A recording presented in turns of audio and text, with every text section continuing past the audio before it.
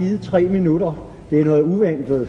Men i betragtning af den begejstring, hvor unge kolleger og kommende kolleger lægger for dagen ved at være til stede, så mener jeg, at Finn Einar Madsen skal få ordet i 3 minutter.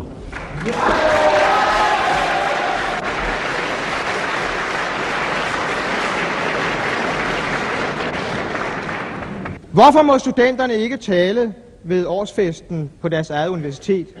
Det var som sagt uventet. Det var ikke kommet igennem der, som vi ikke selv havde taget initiativet på en ganske uventet måde. Hvorfor er der til denne årsfest kun inviteret folk fra samfundets højeste klasser?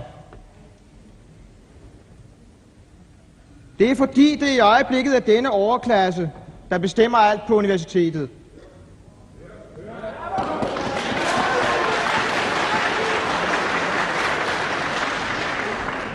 De har ledelsen i et universitet, hvor de kun lader deres egne børn komme ind. Og os tør de ikke give nogen indflydelse på universitetet, hvor vi arbejder hver dag, fordi de vil tvinge os til at blive ligesom dem selv.